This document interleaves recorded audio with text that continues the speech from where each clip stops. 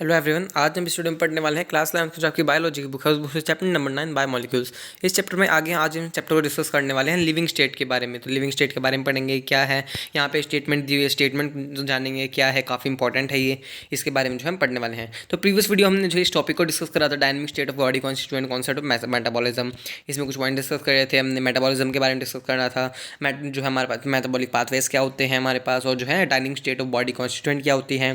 कुछ जो है एंजाइम्स के बारे में हमने पढ़ा, जो थोड़ा सा बिल्कुल हमने माइन्यूट सा जो है हमने देखा था यहाँ पे कि एंजाइम जो है काफ़ी इंपॉर्टेंट है। क्यों है? क्योंकि ये रिएक्शन काफ़ी जो रेट ऑफ रिएक्शन जो है बढ़ा देती है, इनकी वजह से रिएक्शन होती है। कोई भी जो है मान लीजिए एंजाइम नहीं होगा हमारे पास रिएक्शन के लिए, तो जो मॉलिक्यूल 200 मॉलिक्यूल एक घंटे में टूटेंगे, वो एंजाइम की वजह से एंजाइम की मदद से 6 लाख मॉलिक्यूल सिर्फ एक सेकंड में टूट जाएंगे। तो ऐसे सो हमारे पास जो एंजाइम जो है इसलिए इतने इंपॉर्टेंट जो है रोल प्ले करते हैं। और हमारे पास उसके बाद हमने इसमें पढ़ा था metabolic state of basis, metabolic basis for living में एनाबॉलिक कैटाबॉलिक पाथवेज क्या होते हैं। एनाबॉलिक मतलब किसी चीज़ का बनना, और कैटाबॉलिक मतलब टूटना। तो इसके बारे में हमने पढ़ा। और ये जो फिर एनर्जी वो स्टोर होती है हमारे पास केमिकल बॉन्ड्स में, फिर जब जरूरत होती है हम तोड़ के बॉन्ड्स वो जो है ले लेते हैं। तो ये कुछ इंपॉर्टेंट पॉइंट्स हमने डिस्कस करे थे। सो आई आपको क्लियर होंगे। अगर आपने वो वीडियो देखनी है, अगर आपको समझना है, तो आप मेरे चैनल में जाकर देख सकते हैं। आपको जो है स्टार्टिंग में ही मिल जाएगी वीडियो, हमने कल ही डिस्कस करा था इस चीज़ें। तो आज हम आगे जो है इसको डिस्कस करने वाले हैं। तो आई आपको समझ आ रहा होगा। चैप्टर जो है बायोमोलिक्यूल्स जो है सबको टफ लगता है, बट आई आपको समझ आया होगा सब कुछ। मैंने सब कुछ एक्सप्लेन करा है कि लाइन एनसीईआरटी की जो हमने अच्छी तरह से करी है। स्ट्रक्चर्स हमने कैसे बनते हैं ये नहीं, हमने स्ट्रक्चर सीधा नहीं देखे, रट्टा नहीं बनवाया। मैंने आपको एक एक अच्छी तरह से स्ट्रक्चर जो है बनवा के बताया था कैसे बनते हैं। अब बाद में आपको तो अच्छी तरह से रट्टा मारना है, लेकिन समझ के रट्टा मारे तो अलग बात है, समझ के क्रैमिंग करने में अलग बात है। और सीधा ही हम क्रैमिंग करेंगे, वो क्रैमिंग करने में से मुश्किल भी लगता है। तो आई आपको क्लियर हुआ होगा। तो आगे जो है डिस्कस करते हैं इसके बारे में। At this level you must understand, तो इसके बारे में जो रीड करते हैं अच्छी तरह से। तो इसमें जो है समझाने का सिर्फ ये जो है रीडिंग हम कर रहे हैं। आपने देखो होगा 2-3 टॉपिक से मैं जो आपको रीडिंग करा रहा हूँ सिर्फ, तो समझा नहीं रहा हूँ, मतलब समझा रहा हूँ। पहले रीडिंग करते करते समझा रहा हूँ, पहले समझा नहीं रहा हूँ, क्योंकि इसमें ऐसा ही है जो है अच्छी तरह से थोड़ा सा मैं जो है समझने का है रीडिंग के साथ साथ। At this level, you must understand that the tens and thousands of chemical compounds in living organism, otherwise called metabolites or biomolecules, are present at concentration characteristic of each of them. तो हमने अभी इस level तक हमने अभी तक ये सारी बात करी हमने प्रीवियस वीडियो में। मैंने आपको इनकी कंसंट्रेशन ये जो है बताई थी। तो ये सब हमने डिस्कस करा है कि tens and thousand of biomolecules हमारी बॉडी में, केमिकल कंपाउंड्स हमारी बॉडी में पाए जाते हैं, जिन्हें मेटाबोलाइट्स कह सकते हैं या फिर बायोमोलिक्यूल्स कह सकते हैं। और वो जो है हर एक जो है कंसंट्रेशन में, कुछ कंसंट्रेशन में जो है प्रेजेंट होते हैं। अब मान लीजिए कोई किसी चीज़ की कंसंट्रेशन ज़्यादा हो गई तो भी प्रॉब्लम होगी, कम हो गई तो भी प्रॉब्लम हो गई। तुम्हारी कंसंट्रेशन जो है मेंटेन रहनी चाहिए। यहाँ पे एग्जांपल देके जो हमें बताया हुआ है, हमारी कंसंट्रेशन यहाँ पे मेन रहनी चाहिए। For example the blood concentration of glucose in normal healthy individual is 4.2 मोल पर लीटर, 6.1 से लेकर 6.1 तक। तो हमारी इतना जो है नॉर्मल होता है हमारे पास। अगर हमारी बॉडी 4.12 से लेकर 6.1 तक है तो ये नॉर्मल है। अगर मान लीजिए 4.2 से कम है तो भी प्रॉब्लम की बात है, ज़्यादा है तो भी प्रॉब्लम की बात है। तो इसलिए हम क्या कहते हैं कि हमारे लिए काफ़ी इंपॉर्टेंट जो है यहाँ पे प्रॉब्लम हो जाती है कि किसी भी चीज़ का जो है कंसंट्रेशन लेवल हमारी बॉडी में नॉर्मल जो है होना चाहिए, मेंटेन होना चाहिए। अब हमारे पास कुछ वैल्यूज़ होती है, जैसे ग्लूकोज की हमने अभी ब्लड का जो है ब्लड में ग्लूकोज की हमने पढ़ी। ऐसे अलग अलग हमारे पास जो है काफ़ी सारी होती हैं। While that of hormones would be nanograms per millilitre per ml।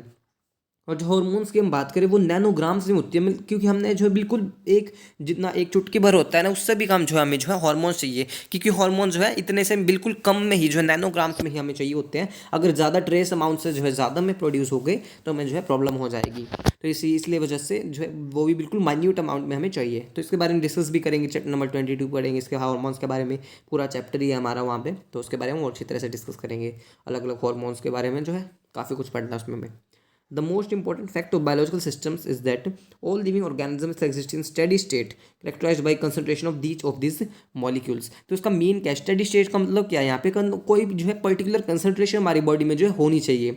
किसी भी चीज़ की जो होगी हमारी बॉडी में पर्टिकुलर कंसंट्रेशन पाई जाएगी, जैसे हमने ऊपर देखा भी। तो मोस्ट इंपॉर्टेंट फैक्ट हमारी बायोलॉजिकल सिस्टम हमारी बॉडी में क्या है, हमारी मोस्ट इंपॉर्टेंट हमें चीज़ जो ध्यान रखनी है, और ये हमारी बॉडी में ऐसा होना चाहिए कि हर एक लिविंग ऑर्गेनिज्म जो है स्टेडी स्टेट में जो है रहता है। यही उसकी करैक्टरिस्टिक है कि स्टेडी स्टेट मतलब क्या होगी कि उसकी कंसंट्रेशन जो है हर एक बायोमोलिक्यूल्स के, अलग अलग बायोमोलिक्यूल्स हैं हमारी बॉडी में, हर एक बायोमोलिक्यूल्स की जो कंसंट्रेशन है पर्टिकुलर कंसंट्रेशन हमारी बॉडी में रहनी चाहिए। ये नहीं किसी चीज़ की ज़्यादा है किसी चीज़ की कम है तो प्रॉब्लम की बात हो जाएगी। तो नॉर्मल हमारी बॉडी में रहना चाहिए। These my biomolecules are in metabolic flux. तो ये मेटाबॉलिक फ्लक्स में है, मतलब कि हमारी बॉडी में इस तरह से सारी जो रिएक्शन चलती है हमारी बॉडी में कंसंट्रेशन मेंटेन रहनी चाहिए, और इन्हें मेटाबॉलिक फ्लक्स कहेंगे। एनी केमिकल और physical process move spontaneously to the equilibrium. The steady state is non equilibrium state. तो आपने केमिस्ट्री और यहाँ पे फिजिक्स और केमिस्ट्री की बात आ गई है। यहाँ पे हम इक्विलिब्रियम आपने पढ़ा भी होगा, केमिस्ट्री में होता है चैप्टर थर्मो इक्विलिब्रियम। तो the steady state is a non equilibrium state. ये क्या है, नॉन इक्विलिब्रियम स्टेट। इक्विलिब्रियम मतलब क्या हो गया कि जो है वर्क डन जो है जीरो हो जाएगा। फिजिक्स की लैंग्वेज में बात करें कि यहाँ पे वर्क डन जो है कोई भी वर्क डन नहीं हो रहा है, वर्क डन जीरो हो जाएगा। कोई भी वर्क डन नहीं होगा तो वो लिविंग सिस्टम नहीं कहलाएगा। हमारी बॉडी में काम होना जो है बहुत ज़रूरी है। अगर काम ही नहीं होगा तो हम जो है जिंदा कैसे रहेंगे, लिविंग स्टेट ही नहीं बोल पाएंगे हम किसी चीज़ को। तो इसलिए हमारी बॉडी को जो है स्टेडी स्टेट हमारा नॉन इक्विलिब्रियम होना चाहिए। जो भी कंसंट्रेशन हमारी बॉडी में है वो पर्टिकुलर अमाउंट में पानी चाहिए, और वो जो है जिस भी चीज़ की जो है कंसंट्रेशन पाई जा रही है नॉर्मल अमाउंट में पानी चाहिए। और हमारी बॉडी में वो जो है नॉन इक्विलिब्रियम नहीं होनी चाहिए उसकी कंसंट्रेशन, या फिर वो हमारी बॉडी में नॉन इक्विलिब्रियम नहीं होना चाहिए। कोई इसका मतलब नॉन इक्विलिब्रियम नहीं होना। इक्विलिब्रियम का मतलब क्या है, कोई वर्क डन नहीं हो रहा। तो नॉन इक्विलिब्रियम मतलब वर्क डन होते रहना चाहिए, थोड़ा हो। अगर नहीं होगा तो हमारी बॉडी जो है काम ही नहीं करेगी, लिविंग स्टेट कहलाएगा ही नहीं। इसलिए वन यहाँ पे लिखा भी है, one should remember that from physics that systems at equilibrium can not perform work. आपने पढ़ा भी होगा फिजिक्स में कि जो भी सिस्टम जो है इक्विलिब्रियम में होता है, फिर केमिस्ट्री में भी होता है, तो इक्विलिब्रियम में होते हैं। और अच्छी तरह ज़्यादा जो है फिजिक्स में पढ़ते हैं अच्छी तरह से। जो इक्विलिब्रियम में हमारे पास क्या होता है कि वर्क डन जो हमारे पास जीरो होता है, कोई भी वर्क डन जो यहाँ पे नहीं होता हमारे पास। तो इसका इक्विलिब्रियम का मतलब ये है। लेकिन ऐसा हो गया हमारी बॉडी में तो हमारी बॉडी जो है नहीं, जो है हमारी लिविंग ही नहीं रह पाएगी हमारी बॉडी। तो काम ही नहीं करेगा कोई बॉडी में, तो लिविंग कैसे रहेगा, सेल्स काम ही नहीं करेंगे आपस में। As living organism work continuously, हम जो है आपस कंटिन्यूसली पूरे दिन जो हम काम करते रहते हैं, कभी कुछ करते रहते हैं, कभी कुछ करते रहते हैं, कभी आपके लिए तो पढ़ना है, आप पढ़ते रहते हैं, या फिर और भी कुछ काम करते हैं। तो उसके लिए एनर्जी चाहिए, काम करते रहना चाहिए। आपकी जो बॉडी के जो हर एक सेल को काम करते रहना चाहिए, एनर्जी बनाते रहना चाहिए। तो ये जो इक्विलिब्रियम में नहीं रह सकते। They can not afford to reach equilibrium. वो जो है इक्विलिब्रियम में नहीं अफोर्ड कर सकते जाना। अगर इक्विलिब्रियम में पहुंच गए तो जो है लिविंग बॉडी जो है वो लिविंग बॉडी नहीं कहलाएगी, डेड बॉडी कहलाएगी। तो मतलब डेड हो जाएगी। मतलब मेन बात यहाँ पे हैंस करके जो है हमारा, जो हमने अच्छी तरह से इतना डिटेल में समझाया कि एक लाइन को हमने देखा, पूरा सार यहाँ पे जो है एक्सप्लेन एक लाइन में हमारे पास कर दिया है किसका, हैंस करके। Has the living state is a non equilibrium steady state to be able to perform work. जो हमारे पास जो लिविंग स्टेट है वो नॉन इक्विलिब्रियम होना चाहिए, नॉन इक्विलिब्रियम वर्क होते रहना चाहिए, इक्विलिब्रियम नहीं होना चाहिए। स्टेडी स्टेट होना चाहिए to be able to perform work. Steady state मतलब पर्टिकुलर कंसंट्रेशन होनी चाहिए हमारी बॉडी में उसकी, ताकि वो अच्छी तरह से काम कर सके हम। That living process is a constant effort to prevent falling into the equilibrium. तो हमें जो है इक्विलिब्रियम में नहीं जाना है। इक्विलिब्रियम में पहुंच गए तो हमारे लिए प्रॉब्लम हो जाएगी, वो लिविंग स्टेट जो है नहीं कहलाएगी फिर। This is achieved by the, तो ये कैसे अचीव हो सकता है, by energy input. Metabolism provides mechanism for the production of energy. Metabolism के हमारे पास जो है एनर्जी यहाँ पे बनती है। हर एक जो है सेल में जो है ऑक्सीजन जाती है, वहाँ पे जो है हमारे पास CO2 H2 और जो है साथ में एनर्जी भी निकलती है, जो काफ़ी इंपॉर्टेंट होती है हर एक चीज़। CO2 बाहर निकल जाती है, वाटर की जरूरत होती है, एनर्जी की भी जरूरत होती है, ATP मॉलिक्यूल्स बनते हैं इस तरह से। तो अच्छी तरह से चैप्टर नंबर जो हम आगे चैप्टर नंबर 14 करेंगे, जो है हम ग्लाइकोजेनेसिस पढ़ेंगे आगे हम। तो उसके बारे में 10 स्टेप रिएक्शन होती है, कैसे हमें जो एनर्जी मिलती है उसके बारे में पढ़ेंगे। प्लांट्स वाले चैप्टर में दिया हुआ है। Hence living state and metabolism synonymous, ये आपस में साइनोमियस है, मतलब एक तरह से दोनों सेम ही हम कह सकते हैं। लिविंग स्टेट है तो मेटाबॉलिज्म है तो लिविंग स्टेट, इस तरह से। Without metabolism there can not be living state. Metabolism के बिना कोई भी लिविंग स्टेट नहीं होगी, कोई भी एनर्जी नहीं बनेगी, कोई और हमारी बॉडी में कोई काम ही नहीं होगा, इसकी वजह से एनर्जी नहीं बनेगी। तो इसलिए जो है लिविंग स्टेट भी नहीं होगा, फिर इक्विलिब्रियम जो है नहीं होगा। तो हमने जो है इसकी बात करी है, मैंने अच्छी तरह से एक्सप्लेन किया है। अब आपको क्लियर हुआ है, पैरा जो है इंपॉर्टेंट है। आपको एक ये वाली लाइन जो है ज़रूर याद रखनी है, ये वाली लाइन। वैसे तो आपको NCERT की लाइन याद होनी चाहिए, और इसका जो सारा सार है, जो फाइनल जो रिजल्ट है इसका, वो तो यही है कि हमें जो है ये वाली लाइन का नॉन इक्विलिब्रियम स्टेडी स्टेट। सो अब आपको क्लियर हुआ होगा। तो आगे चलते हैं इसके, इसमें जो है तो हमने जो कुछ इंपॉर्टेंट पॉइंट्स के हमने यहाँ पे जो बीच बीच में कुछ टॉपिक्स दिए हुए थे, हमने 1 2 और 3 इस तरह से टॉपिक दिए हुए हैं। अब आगे हम डिस्कस करने वाले हैं एंजाइम्स के बारे में। थोड़ा सा हमने जो पहले पढ़ा था एंजाइम्स के बारे में, आज जो है एंजाइम्स के बारे में जो आगे डिस्कस करते हैं। Enzymes, almost all enzymes are proteins. तो ऑलमोस्ट जो भी एंजाइम्स है वो क्या है, सारे प्रोटीन्स है। यहाँ पे जो है इससे पहले एक बार थोड़ा सा एक्सप्लेन कर देता हूँ मैं आपको। ऑलमोस्ट सारे एंजाइम्स प्रोटीन है। वो जो टर्शरी स्ट्रक्चर जो है, जो कोई भी प्रोटीन, इसमें प्रोटीन कौन सा हो सकता है हमारे पास, जो है सेकेंडरी हो सकता है और टर्शरी भी हो सकता है। मोस्टली हमारे पास टर्शरी जो है पाया जाता है, सेकेंडरी हो सकता है, टर्शरी होता है। एक मैंने आपको पॉइंट बताया था, एक्टिव साइट्स हमारे पास जो है बनती है, एक्टिव साइट्स बनती है। अभी रीड भी करूँगा, थोड़ा सा ऐसे बता देता हूँ। तो इस तरह से यहाँ पे स्ट्रक्चर जो है इस तरह से फोल्ड होते हैं, इस तरह से ये फोल्डेड स्ट्रक्चर होते हैं। तो हमारे पास मैंने आपको जो प्रोटीन वाले जो टॉपिक में मैंने आपको एक्सप्लेन किया, तो यहाँ पे इस तरह से क्रिवाइसिस बन जाते हैं फोल्ड होते वक्त, क्रिवाइसिस या फिर कुछ जो है हमारे पास पैकेट्स बन जाते हैं। इन्हीं को हम क्या कहते हैं, एक्टिव साइट्स कहते हैं। और यहीं पे क्या होगा, जो एंजाइम वहाँ पे जो है एंजाइम पे जो है सबस्ट्रेट आगे जो है बाइंड करेगा। सबस्ट्रेट मतलब जिस चीज़ को हमें जो कन्वर्ट करना है, किसी भी चीज़ को, मान लीजिए कोई भी सबस्ट्रेट, उसको हम नाम देंगे, किसी चीज़ को हमें कन्वर्ट करना है, उसी को हम कहेंगे सबस्ट्रेट कहेंगे। तो यहाँ पे कोई भी सबस्ट्रेट आके जो है यहीं पे जो है इस एक्टिव साइट पे जो है अटैच होगा, एंजाइम्स की जो है इसी एक्टिव साइट पे अटैच होगा। तो ये हर एक जगह एक्टिव साइट जो हमारे पास पाई जाती है। तो एक्टिव साइट जो हमारे पास होगी, इस एक्टिव साइट पे आके जो है सबस्ट्रेट जो है जुड़ेगा यहाँ पे। अब जो है यहाँ पे एक डिफरेंस दिया, फिर उसके बाद हमारे पास इनऑर्गेनिक और हमारे पास इन जो एंजाइम्स और इनऑर्गेनिक कैटलिस्ट के जो है बीच में डिफरेंस दिया हुआ है। एंजाइम्स और इनऑर्गेनिक कैटलिस्ट के बीच में जो है डिफरेंस दिया हुआ है। एंजाइम्स की हम बात करें, एंजाइम यहाँ पे डिफरेंस आप लिख लीजिएगा, यहाँ पे दिया हुआ है एनसीईआरटी में। तो इनऑर्गेनिक के बारे में बात, एंजाइम्स के बारे में बात करें, जो है बॉडी में पाई जाती है, हमारे पास एंजाइम बॉडी में पाई जाती है और ये लैब्स में पाई जाती है। इनऑर्गेनिक की हम बात करें तो हमने अभी एक पॉइंट क्या देखा हमने कि ये जो आपके पास और जो हमारे पास एंजाइम्स होते हैं, एंजाइम्स हमारी बॉडी में पाए जाते हैं हमारे पास। और जो इनऑर्गेनिक की बात करें हम, वो लैब्स में पाए जाते हैं। ये फर्स्ट पॉइंट हो गया। उसके बाद हम सेकंड पॉइंट जो हम यहाँ पे डिस्कस करें, तो यहाँ पे हम सेकंड पॉइंट जो है डिस्कस करें, तो यहाँ पे ये ऑर्गेनिक होते हैं एंजाइम्स, जो हमारे पास ऑर्गेनिक होते हैं। ये इनऑर्गेनिक नाम है तो इनऑर्गेनिक होते हैं हमारे पास। उसके बाद हम नेक्स्ट की बात करें, तो थर्ड डिफरेंस की बात करें, ये जो जब भी हाई टेम्परेचर होगा, यहाँ पे मान लीजिए हाई टेम्परेचर होगा एंजाइम्स का, तो ये जो डिनेचुरेटेड हो जाएंगे, मतलब एक खत्म टूट जाएंगे, ये जो काम नहीं करेंगे, एक तरह से जो है काम नहीं कर पाएंगे, डैमेज हो जाएंगे ये हाई टेम्परेचर के। आप जो है मान अप्रॉक्सीमेट जो है अबव 40 डिग्री सेल्सियस पे जो है ये डैमेज हो जाएंगे एंजाइम्स, हाई टेम्परेचर में काम नहीं करेंगे। इनऑर्गेनिक कैटलिस्ट की हम बात करें, ये तो ऑर्गेनिक की हमने बात की जो एंजाइम्स होते हैं। इनऑर्गेनिक की बात करें तो ये जो है हाई जो है टेम्परेचर पे ही जो है काम करते हैं, हाई टेम्परेचर पे ही जो है हमारे पास काम करते हैं। कह सकते हैं हम कि जो अबव जो है, अबव नहीं 80 से 90 डिग्री सेल्सियस है, उसके ऊपर जो हमारे पास जो है काम करते हैं हाई टेम्परेचर। आपने देखा भी इनऑर्गेनिक रिएक्शंस में हम डेल्टा लगाते हैं तो उसको हम हीट देते ही हैं, तो हीट देते हैं तो हमें जो है ज़्यादा हीट की जो इसमें जो है ज़रूरत होती है। इसमें जो है हाई टेम्परेचर पर ही काम करते हैं। एक और डिफरेंस हो सकता है, हाईली स्पेसिफिक होते हैं हमारे पास, ये लेस स्पेसिफिक होते हैं इनऑर्गेनिक। और ये जो हाईली एफिशिएंसी होती है, इनकी लेस एफिशिएंसी होती है इनऑर्गेनिक की हमारे पास। तो इस तरह से हमने कुछ पॉइंट डिस्कस करे। तो अब आगे जो है रीड करते हैं एक बार एनसीईआरटी में ये सारे जो हमारे पास पॉइंट्स लिखे हुए हैं, जो मैंने आपको भी शॉर्ट में जो है बताए।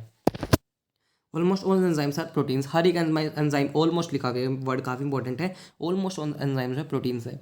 There are some nucleic acids that behave like enzyme, कुछ न्यूक्लिक एसिड्स होते हैं, हम क्या कहते हैं, दीज आर कॉल्ड राइबोजाइम्स, काफ़ी इंपॉर्टेंट है। जो कुछ न्यूक्लिक एसिड्स होते हैं जो कि एंजाइम्स की तरह बिहेव करते हैं, उन्हें हम क्या कहेंगे, ribozymes. One can depict an enzyme by line diagram, line diagram से जो है डिपिक्ट कर सकते हैं। Any enzyme like any protein has primary structure that amino acid sequence of the protein, primary structure होगा जिसमें अमीनो एसिड जो है सीक्वेंस में जो है लगे होंगे उस प्रोटीन में, जैसे स्ट्रेट लाइन होगी हमारे पास। An enzyme like any protein has a secondary and tertiary structure, secondary structure भी हो सकता है, टर्शरी भी हमारे पास जो है हो सकता है। When you look at the tertiary structure, figure 9.4b में हमारे पास जो है दिया हुआ है, उसमें हम देखेंगे, तो हमने जो है देखा भी था हमने पीछे जो 9.4b में, तो पीछे देखा था, इस फिगर में देखेंगे तो you will notice that the backbone of the protein chain folds upon itself, the chain crisscross itself and helps make many crevices और pockets are made। कुछ pockets हमारे पास जो बन जाती है जब ये इस तरह से फोल्ड करते हैं, तो मैंने आपको भी बताया था इस तरह से यहाँ पे जो है पॉकेट्स बन जाती हैं। और इन पॉकेट्स को, one such pockets is an active site, इन्हें हम क्या कहेंगे, एक्टिव साइट कहेंगे। यहीं पे आगे जो है हमारा जो है सबस्ट्रेट जो है बाइंड करेगा। An active site of an enzyme is crevice or pocket into which substrate fits। तो इस सबस्ट्रेट जो है यहाँ पे जो है इसमें आके जो है हमारे पास क्या होगा, फिट होगा। मान लीजिए यहाँ पे मैंने आपको पिछली वीडियो में एग्जांपल भी दिया था, तो इस तरह से मान लीजिए कोई एंजाइम है, कोई सबस्ट्रेट आ रहा है हमारे पास, ये एंजाइम जो है ऐसे ही जो सबस्ट्रेट वही आएगा इसके पास, इसे पता होगा, इसके पास इंफॉर्मेशन होगी, हाँ मेरा सबस्ट्रेट है, तो ये सबस्ट्रेट आगे इसमें जो है जुड़ जाएगा। तो इस तरह से यहाँ पे जो हमारे पास जो है ये जुड़ जाएगा, तो इसमें ये जो है इस तरह से यहाँ पे जो है फिट हो जाएगा हमारे पास, इस तरह से फिट हो जाएगा, तो अपने ही सबस्ट्रेट यहाँ पे सबस्ट्रेट आगे जो है जुड़ेगा। Thus enzymes through their active site catalyse reactions at high rate पे जो है रिएक्शंस को जो है कैटलाइज करते हैं यहाँ पे। इसके बारे में, प्रोसेस के बारे में डिस्कस करेंगे। Enzyme catalyst different from inorganic catalyst many ways, जो है एंजाइम जो है कैटलिस्ट जो है इनऑर्गेनिक कैटलिस्ट से डिफरेंट जो है होता है। मैंने आपको अभी डिफरेंसेस बताए भी थे, अभी जो है हमारे में कुछ डिफरेंसेस। अब जो डिनेचुरेटेड हो जाते हैं हमारे पास जो है, ये डैमेज हो जाते हैं एंजाइम्स हाई टेम्परेचर के, इसे हम क्या कहेंगे, थर्मोलाइबल कहेंगे, थर्मोलेबाइल कहेंगे, लाइबल नहीं, थर्मोलेबाइल कहेंगे, थर्मोलेबाइल कहेंगे, पॉइंट आप याद रख सकते हैं, थर्मोलेबाइल। जब जो है हाई टेम्परेचर पे जो है डैमेज हो जाते हैं, इसे हम क्या कहेंगे, थर्मोलेबाइल। और जो है इनऑर्गेनिक हाई टेम्परेचर पे ही काम करने कहेंगे, इन्हें हम क्या कहेंगे, थर्मोस्टेबल कहेंगे। थर्मोस्टेबल, थर्मो लिख के स्टेबल लगा दीजिएगा, इन्हें हम क्या कहेंगे, थर्मोस्टेबल कहेंगे। Inorganic catalyst work efficiently. One major difference यहाँ पे काफ़ी नहीं लिखे हुए हैं, बट वन मेजर डिफरेंस यहाँ पे मेंशन करने की जरूरत है। Inorganic catalyst work efficiently high temperature पे काम करते हैं, हाई प्रेशर पे। लेकिन एंजाइम्स की बात करें, gate damage at high temperature से अब 40 पे, मैंने आपको बताया था 40 से ऊपर पे जो है ये डैमेज जो है हो जाते हैं हमारे पास। However enzymes isolated from organisms who normally live under extreme high temperature, example hot vents and sulfur springs, are stable and retain their catalytic power in even at high temperature up to 80 to 90 degree Celsius जो है झेल लेते हैं, जो enzymes होते हैं हमारे पास कुछ बॉडी में हमारे पास बनते हैं। थर्मल स्टेबिलिटी इज दस important quality of such enzymes isolated from the thermophilic organisms.